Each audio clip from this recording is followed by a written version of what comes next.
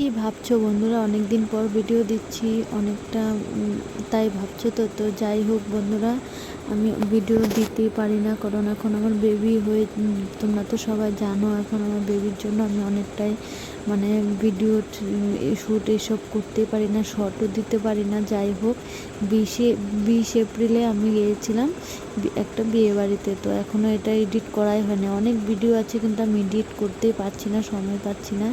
যাই হোক, বিয়ে বাড়িতে চলে গেছি, তো যাওয়ার সঙ্গে সঙ্গে তো আমরা বউয়ের সামনে যেতে পারিনি, এতটা ভিড় ছিল।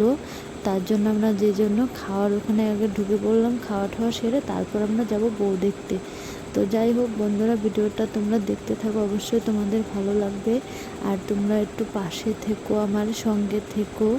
তো যাই হোক, তোমরা অনেকটাই পাশে আছো আমি জানি, তো আর একটু আমার পাশে থেকো, আমার খুবই ভালো লাগবে। তো খাওয়া দাওয়া শেষ পাতে দিয়ে দিল মিষ্টি, দই, চাটনি, তো এইসব দিয়ে দিল। আর খাওয়াতে অনেক মেনু ছিল। তার খাওয়ার শেষে মিষ্টি পান খেয়ে তারপর চলে যাব বউ দেখতে। তো বউটাও সেরকমভাবে দেখাই হয়নি, এতটা ভিড়, তাও দূরের থেকে তোমাদের জন্য একটা ফটোর ক্লিপ নিয়ে এসেছি।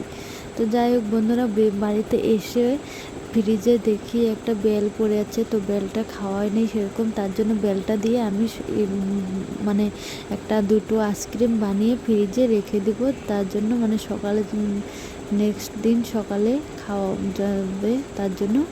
তো দেখো, হয়ে গেলো আমার আইসক্রিম। তো তোমাদের কেমন লাগলো ভিডিওটা অবশ্যই বলো, ভালো লাগলে লাইক, কমেন্ট, শেয়ার অ্যান্ড সাবস্ক্রাইবটা করে